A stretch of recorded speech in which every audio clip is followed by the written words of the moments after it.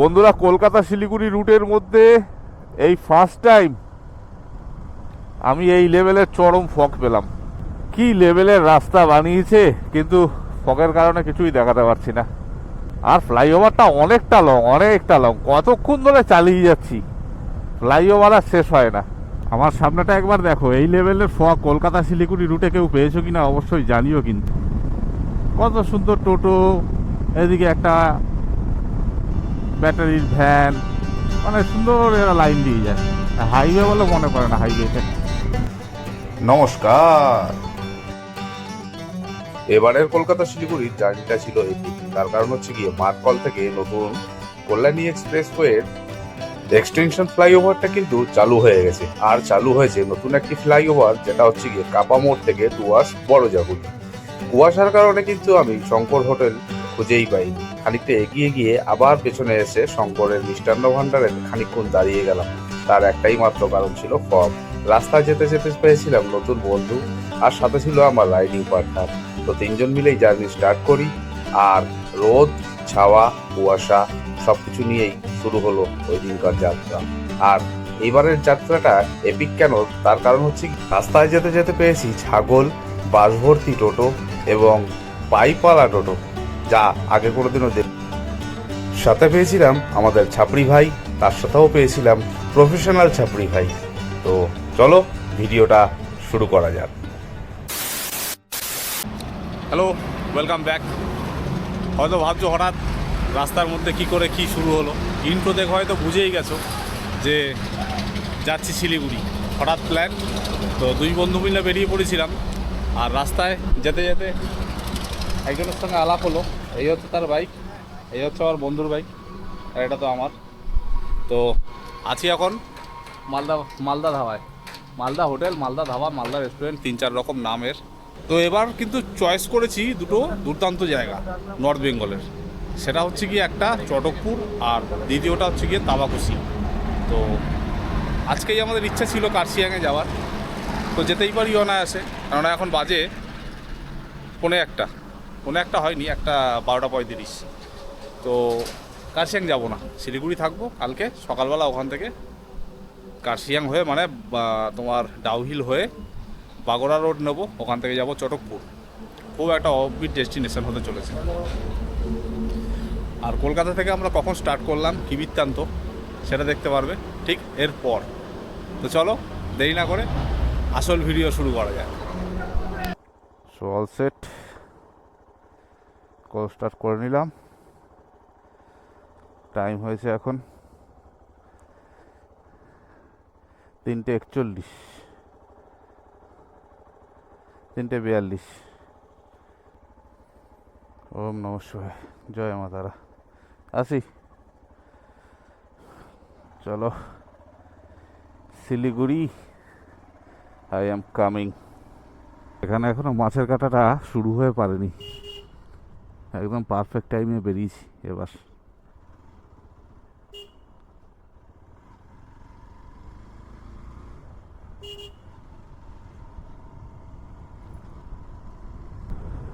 আজকেকার root প্ল্যানটা বলে দিই। আজকেকার রুট প্ল্যান হচ্ছে, আমি নেব হচ্ছে মাঠকল হয়ে শুরু করব, মানে বেলঘড়িয়া এক্সপ্রেসওয়ে নিয়ে মাঠকল থেকে কল্যাণী এক্সপ্রেসওয়ে ধরবো। তার কারণ হচ্ছে গিয়ে পরশু দিনে বা তার আগের দিনে সম্ভবত ফ্লাইওভারটা চালু হয়ে গেছে মাঠকলের, যার কারণে ডিসিশন নিলাম এদিক দিয়েই যাই। আমার কিন্তু একটু ফুয়েল আপ করে নিতে হবে। আমি প্রতিবার আগের দিনে তেল ফেল সব ভরে রাখি, কিন্তু এবার আমি একদম সময় পাইনি। দেখি দেয় কি না। এটা তো সারা রাতই খোলা থাকে অলমোস্ট। পুরোপুরি 1000 টাকার তেল নিলাম। আর এখান থেকে ফুল ট্যাঙ্কি করলে আমি মোটামুটি ফারাক্কা পার করে প্রথম বা দ্বিতীয় পাম্প থেকে আর একবার ফুল ট্যাঙ্ক করে নিই, তাতে আমার শিলিগুড়ি যেতে যেতে যথেষ্ট পরিমাণে তেল ব্যালেন্স থাকে। ওয়েদার কিন্তু যথেষ্ট ঠান্ডা আছে, যথেষ্ট, মানে শীত লাগছে না, কিন্তু কমফোর্টেবল। সময় হয়ে গেল 4:33। আর আজকে সেই তুলনায় সিগন্যাল অনেক কম খেলাম, ম্যাক্সিমামটাই খোলা পেয়েছিলাম।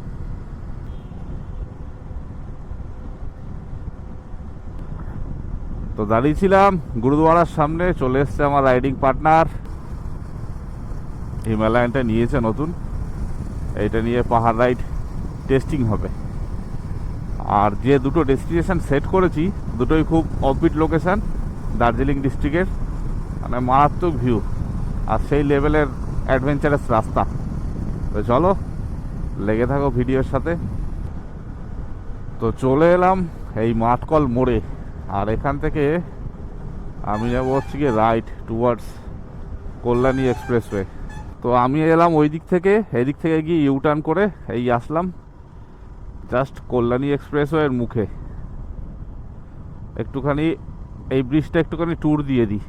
বন্ধুরা দেখে নাও, মাঠকল থেকে কিন্তু টুয়ার্ডস কল্যাণী এক্সপ্রেসওয়ের এই এক্সটেনশন ব্রিজটা কিন্তু রেডি। আমি কিন্তু ফার্স্ট এই ব্রিজ থেকে যাচ্ছি টুয়ার্ডস শিলিগুড়ি। আগে কিন্তু আমি মধ্যমগ্রাম চৌমাথা থেকে ঢুকতাম, আর তার আগে একবার বোধহয় বারাসাত রেলগেট হয়ে গেছি, আর আমি ম্যাক্সিমামটাই গেছি আসাম রোড হয়ে, মানে আগে অনেক আগে আর কি। আরে ভাই সাহেব, এ কি কুয়াশা রে ভাই, তো কিছু দেখাই যায় না সামনে। এই রাস্তার লাইন দেখে দেখে চালাতে হবে। স্পিড কম কর, স্পিড কম কর, কিছু দেখা যাচ্ছে না। কল্যাণী এক্সপ্রেসওয়ে তো ধরলাম, কিন্তু দুঃখের বিষয় হচ্ছে কি এতটাই ফগ রাস্তায়, মানে হেলমেটের ভাইজার ফেলে চালাতেই পারছি না। আর সেকেন্ড থিং হচ্ছে গিয়ে রাস্তার যে কটা লাইট আছে সব বন্ধ, একটা লাইট চালু নেই। এত নামি দামি একটা রাস্তা, তার মেনটেনেন্স দেখো। নতুন রাস্তা, কদিন হয়েছে বয়স, দেখো অন্ধকারটা দেখো সামনে, আর রাস্তার একটাও লাইট জ্বলছে না। বন্ধুরা এতটাই ফগ, এই জন্য নতুন এই ফ্লাইওভারটা দেখাতেই পারলাম না কোনো রকম। তার কারণ হচ্ছে গিয়ে এক্সট্রিম লেভেলের ফগ, আমি বাইকই চালাতে পারছি না, মানে 50 হচ্ছে ম্যাক্সিমাম স্পিড। এরকম করতে করতে কোথা থেকে এসে এই ফ্লাইওভার উঠে গেলাম আমি নিজেই বুঝতে পারছি না। দেখলাম বড়বাজাগুলি একটা বোর্ড ছিল, ওখান থেকে এসে উঠে গেলাম। কি লেভেলের রাস্তা বানিয়েছে, কিন্তু ফগের কারণে কিছুই দেখাতে পারছি না। আর ফ্লাইওভারটা অনেকটা লং, অনেকটা লং, কতক্ষণ ধরে চালিয়ে যাচ্ছি, ফ্লাইওভার আর শেষ হয় না। তো আমরা খানিকক্ষণ দাঁড়িয়ে গেলাম, তার কারণ হচ্ছে গিয়ে এতটাই ফগ ছিল না, আর টপাস টপাস করে জল পড়ছিল ভাইজার থেকে, মানে কিছু তো দেখতেই পাচ্ছিলাম না। বাইকটা দাঁড় করালাম আর রীতিমতন জল ঝরছিল, মানে বৃষ্টির মতন জল ঝরছিল বাইকের থেকে। গ্লাভস আমার ভিজে গেছে, রাইডিং জ্যাকেটের দুটো হাত, বুক, এগুলো সব ভিজে গেছে। আর এখনও ফগের পরিমাণ সামনে এই, আরও আগে তো কি আছে জানি না।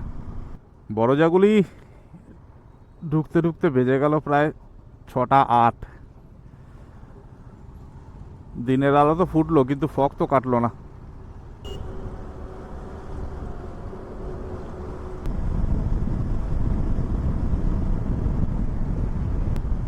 আমার সামনেটা একবার দেখো, এই লেভেলের ফগ কলকাতা শিলিগুড়ি রুটে কেউ পেয়েছো কিনা অবশ্যই জানিও কিন্তু, কেননা আমি এই ফার্স্ট টাইম এরকম ফগ পেলাম, তাও আবার মোটামুটি ওই মার্চ মাসে। দেখো শঙ্করের হোটেলের অবস্থা দেখো, দেখতে পাচ্ছ কিচ্ছু দেখা যাচ্ছে না।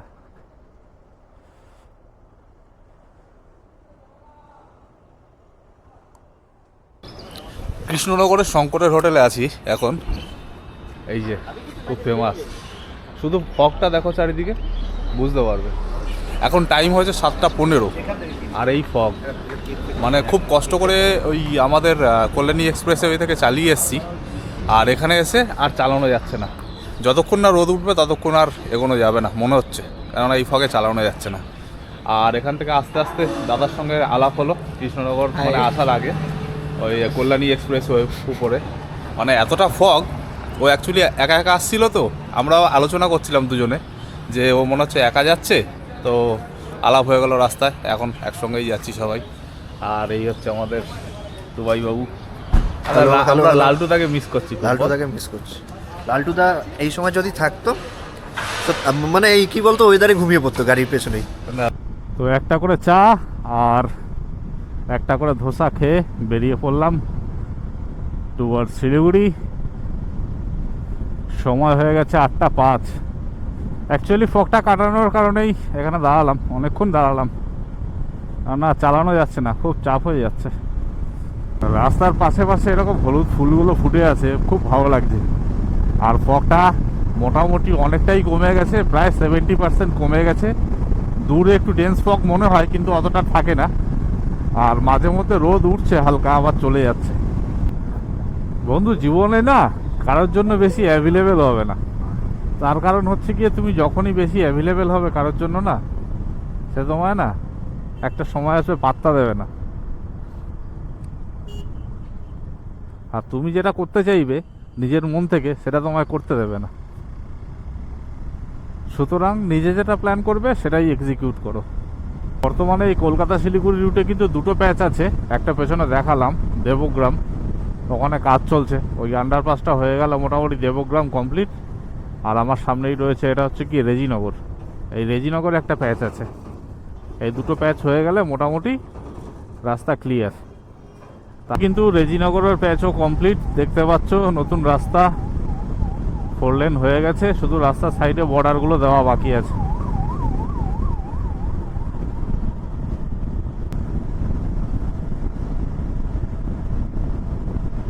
এই যে আমার সামনে আর একজন ছাপড়ি আমি পেয়েছি, আমাদের ছাপড়ি ভাইকে। বাহ বাহ, মার ডিভাইডারে মার।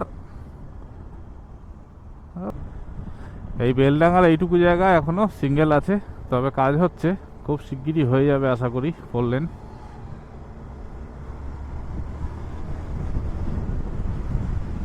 আর এটার পরে বাকি থাকলো হচ্ছে গিয়ে ওই বহরমপুরের আগে রেলগেটটা।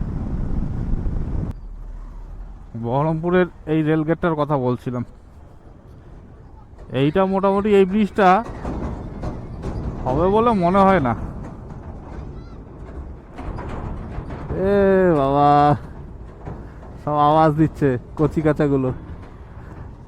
এই বাচ্চাগুলো সব আওয়াজ দিচ্ছে, হাত হাত হাত বার করছে মেলানোর জন্য। বেশি এ করিস না, পড়ে যাবি।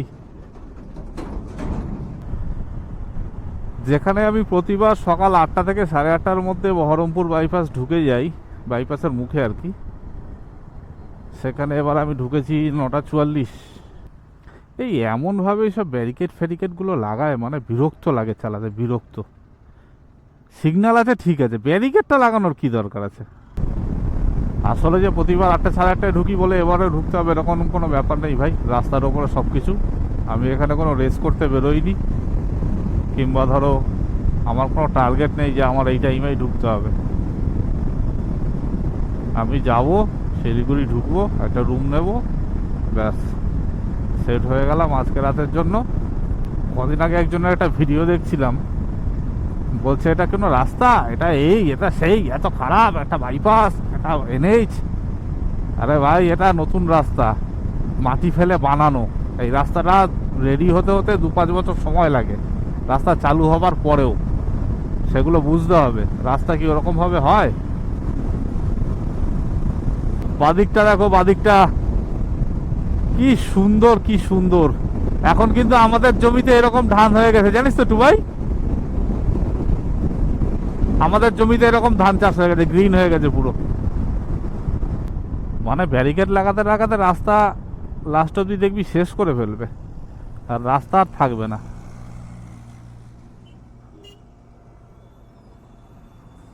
কোন দিক দিয়ে যাবো রে? ও, এইটা দিয়ে।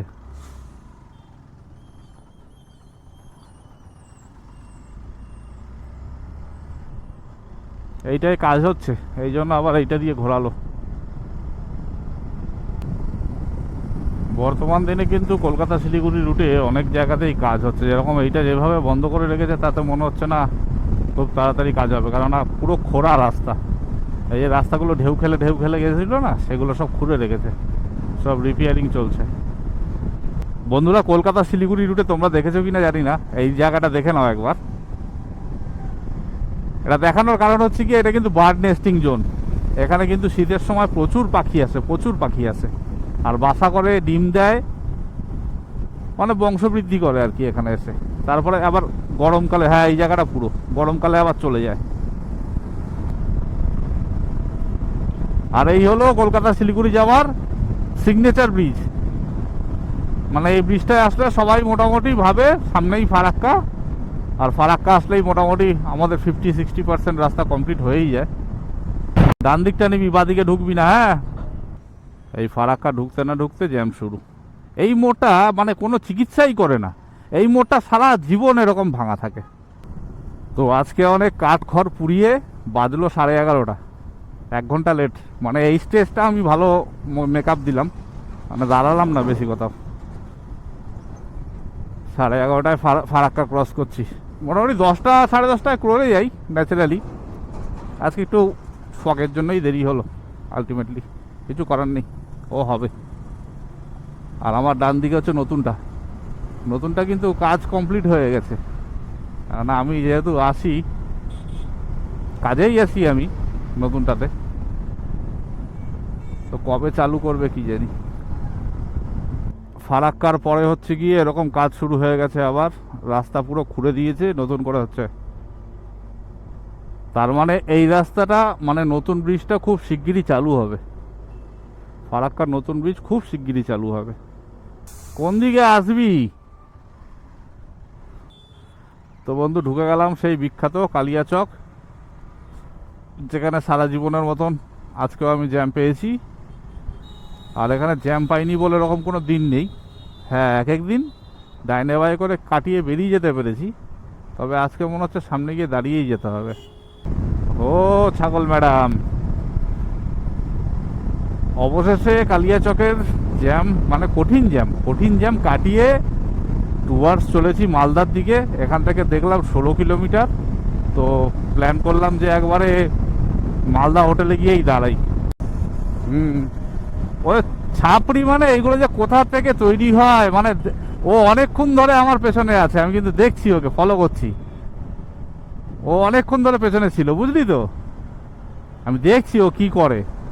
ও যেই দেখলো আমরা 3-4 জন আছি একসঙ্গে, পুরো একদম দেখালো আমি একটা 390 চালাই। দেখো এই যে এরা এক একজন 390 কেনে, ঠিক আছে কিনেছিস কেন, আমাদের ভাই কমা বাইক। পেছনে অনেকক্ষণ ছিল, সব মেপে নিল যে এরা কি ধরনের গাড়ি চালায়, কি বৃত্তান্ত, দিয়ে হুশ করে বেরিয়ে চলে গেল। আমাদের দেখালো দেখো আমি 390 চালাচ্ছি। কিন্তু ব্যাপারটা বাবা, তুমি 390 চালাও আর ফাইটার জেট চালাও, কিন্তু তুমি তো অন্য লোককে সম্মানটা তো দেবে, সেটাও তো দাও না। পাশ থেকে এমনভাবে বেরো মানে বুকটা চমকে যায়, মানে একটা হর্ন পর্যন্ত দেয় না এরা, মানে লোককে দেখায়। শো অফ করা রাইডার। আমি এখন মোটামুটি 2024-এর পর থেকেই যদি দেখি, 2024-এর পর থেকে মানে এই রাইডিং কালচারটার মধ্যে একচেটিয়া লোক ঢুকে গেছে। তারা খুব শো অফ করে মানুষের কাছে, মানে সেটা হেলমেট হোক বা জ্যাকেট হোক, এরই মানে সব কিছু, বাইক হোক। আরে ভাই, যে ছেলেটা জমিতে ধান চাষ করে না, সেও একটা 390 অ্যাডভেঞ্চার নিয়ে ঘুরতে পারে, কিন্তু নিড আর ওয়ান্ট এই দুটোর মধ্যে অনেক পার্থক্য আছে। এবার যারা যা যা বোঝার বুঝে নাও। আগেরবার এরকম মালদা বাইপাস দিয়ে পার হচ্ছি, সিগন্যাল আমার গ্রিন, ওই দেখো আবার উল্টো দিক থেকে এসছে। এদেরকে কেউ কিছু বলে না? এদের জন্য কি কোনো আইন কানুন নেই? মানে কারা এরা? তো আর খানিকক্ষণের মধ্যেই আমরা ঢুকতে চলেছি হচ্ছে গিয়ে আমাদের হোটেল, মানে মালদা হোটেল, দুপুরে লাঞ্চের জন্যে।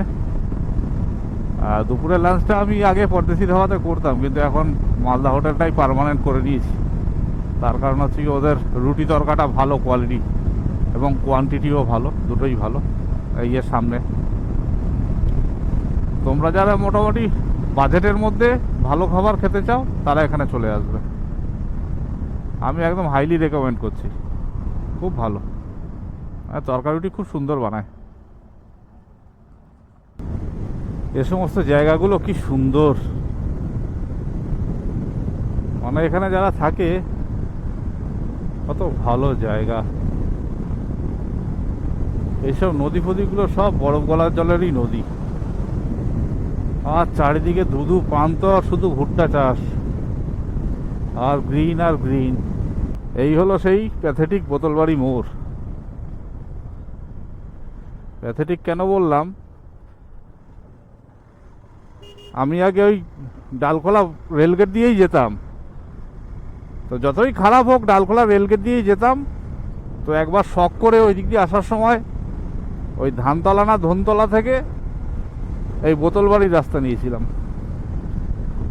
মানে বাচ্চা কাচ্চা, ছানা পোনা, মুরগি, ছাগল, হাঁস, এগুলো তো রাস্তায় অ্যাভেলেবেল সবসময়। 30 থেকে 40-এর উপরে বাইক চালানো যায় না। আর তখন ছিল খুবই খারাপ। আবার সন্ধ্যার পরে ডাকাতি হয়, মানে গোদের ওপর বিস্ফোরা আর কি।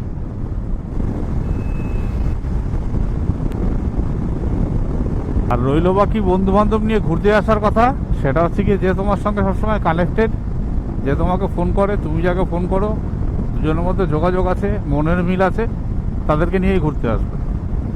কেউ বললো আর আবেগে পড়ে কিন্তু চলে আসবে না। কারণ একটা লোককে ভালো করে চিনতে গেলে তার সঙ্গে 10টা দিন ঘুরতে আসবে, এটা মাথায় রাখবে।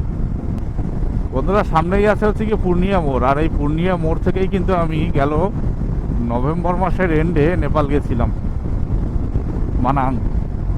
যারা নেপালের সিরিজ দেখোনি, দেখো, আই বাটনের লিঙ্ক আসছে, অবশ্যই দেখো। আর দেখে ভাই একটু লেখানি লাইক করে দিও, ভালো লাগলে সাবস্ক্রাইব করে চ্যানেলে থেকো, পাশে থেকো।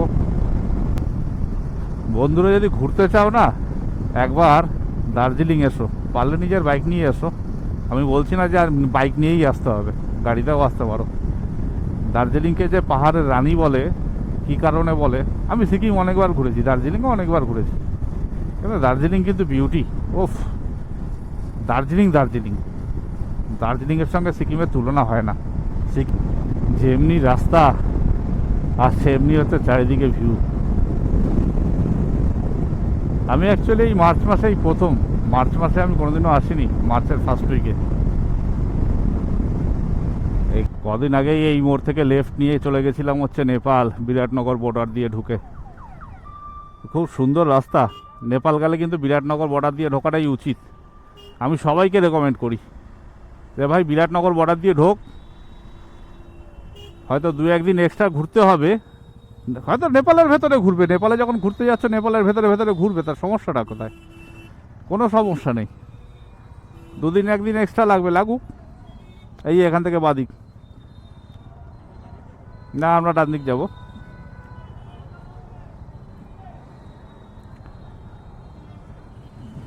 বাবা, এই জায়গাটা এরকম ক্যাজেরা হয়ে আছে কেন? জ্যামটা কেউ ছাড়াতে পারছে না। তবে কিন্তু আমি একটা ছোট্ট আপডেট দিয়ে রাখি, সেটা হচ্ছে গিয়ে পূর্ণিয়া মোড় থেকে রাইট টার্ন নিয়ে যে রাস্তাগুলো খারাপ ছিল, রাস্তা ভালো হয়ে গেছে কিন্তু ভাই, খুব ভালো হয়ে গেছে।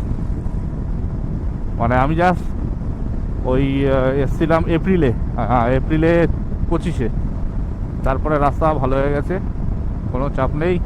রাস্তা ভালো হয়ে গেছে, ওয়েদার ভালো আছে। সকালবেলা তো গরম ছিল না, রীতিমতন ঠান্ডাই ছিল। আর যে পরিমাণে আজকে ফগ পেয়েছি সেটা বলা তো বাহুল্য আর কি।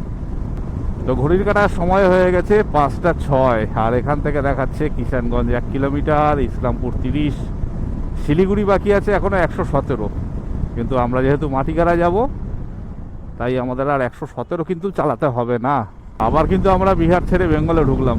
আর আমার বাড়ি দিকেই রয়েছে, নাম বুঝতে পারছি না ট্রেনের, কাঞ্চনজঙ্ঘা এক্সপ্রেস।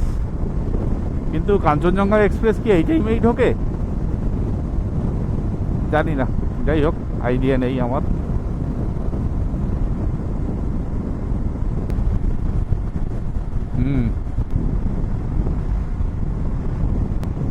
কি লেভেলের ভিউ, দারুণ দারুণ। আর সেই রকম রাস্তা, মানে বাইক চালিয়ে শান্তি। তার মধ্যে এই ইসলামপুর বাইপাসটা আবার নতুন করে কাজ হয়েছে, একদম নতুন পিচ দেওয়া।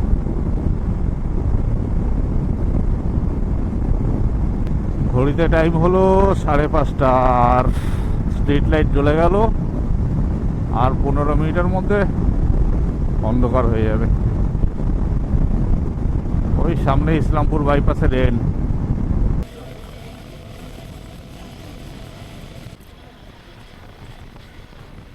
সিগন্যাল দেখা যাচ্ছে খাপরেল মোড়ের, ওই অবধি আমার ডেস্টিনেশন আজকের। তো চলো একবারে রুমে গিয়ে কথা হবে।